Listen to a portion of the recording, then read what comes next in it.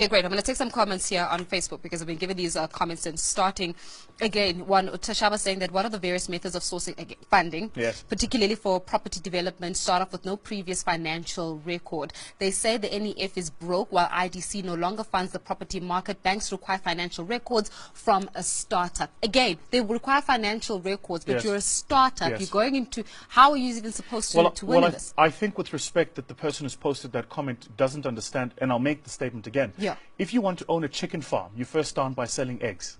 If he wants to be a property developer, he should probably start by getting properties that are available, renting them out, generating a financial track record, generating cash flows, proving he can run a business, learning mistakes, owning 3, 4, maybe 5 flats. Then he can build an apartment building with 60 flats. Yeah. So we have to get the thinking, and I have to say this, we have to get the thinking of black people right. We have to get What this do you mean right, by guys. that? Well, F&B wasn't built overnight. Neither was ABSA. So how do you think you're going to build a large business which employs thousands of people overnight and someone must give you capital? It doesn't work that way. Probably the single worst thing we did in this country's psyche when we did BEE transactions is we took people that had no money, gave them access to 26% of companies built over hundreds of years and created instant wealth. So now everybody wants instant wealth because nobody understands the practical tools of actually 100%. building those organizations. You come into my business, I can tell you every single moving part because I built it.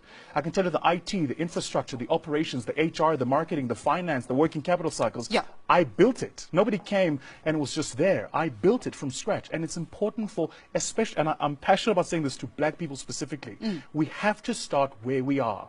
We have to start where we are and build with the small steps. Okay, great. So we've spoken about how perhaps the redundancy of our business plans. Sure. We've looked at how we need to start changing our mindset. So now I'm going to ask you the question of where do I start? Be practical with me, okay? So let's use the person that has got a property company, for example. You've got property there. You want to get into the property market. You don't have capital. You are a startup. How do I start? My business plan is redundant, as you mentioned. My mindset is clearly messed up a little bit. How do I start and how do I get this formula right? With your permission, let me use a different example. Yeah. Yesterday, we got an approach from a young lady who was looking to raise 5 million rand to buy a chicken farm.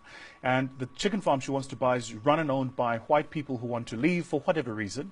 And she's saying, I want to buy the chicken farm. So I went back to her and I said, what proof have you got of the financial track record of that business? 1, 2, and have you ever run a farm of any type? The answer was no. So here's what I said to her. I said to her, I will give you 50,000 rand to go and buy eggs at a Pick and Pay. Just go to Pick and Pay and buy some eggs.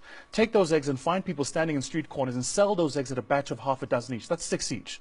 So at a batch of half a dozen each, you can probably take that 50,000, turn it into 75. Yeah. You will do this cycle iteratively until you move it from 50,000 rand to 500,000.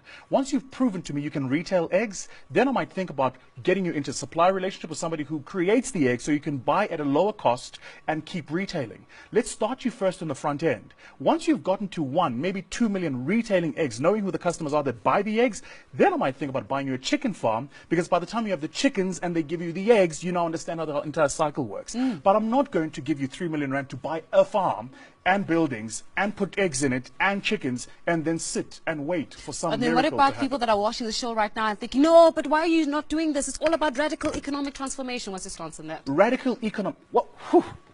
Radical I feel like I just started you on something. Radical economic transformation starts in the mind. Why do you think there is no country in the world where Jewish people are poor? You think that's by mistake? Just think about that logically. Why do you think even in our own communities, Indians specifically, Asian Indians who are Muslim, are phenomenal business people? You think that's by mistake? No, it's because the grandfather started with a dry cleaner. When the grandfather passed, he left the dry cleaner to the father, who created a fast food and the dry cleaner. The father leaves the fast food and the dry cleaner with the son, who then creates a hardware store. By the time you go to the township, they've got the entire block and they run it. We have to start as black people by understanding you're not going to get a Range Rover tomorrow. Yeah. Start where you are. Do what you have to do so you can do what you want to do. And let's celebrate each other's success. And I mean real successes. Not the stuff that comes out of the paper, so-and-so's bought this car, so-and-so's at this event. No. If you're at a JNB event, your odds are you're not an entrepreneur. A real entrepreneur doesn't have time to be at those events. Yeah, people are clapping right now in the studio. No, There's actually clapping that is happening in the studio. Because a real entrepreneur, I get invited all the time. I'm on the VIP list all the time. I'm never there because I'm trading. I'm running a business. I've got things to do, right? It's important for entrepreneurs to understand, entrepreneurship is a difficult thing. You're in the dark engine room building the engine to this car for the first 10 years of your business. But once it's done, it's going to be a phenomenal ride to the end. Real economic transformation for Thina njengabantu abamnyama is starting things we own and owning the things we say we own, not being seen to own. It is about time, I think, we need to talk about the perception of success versus the reality of it.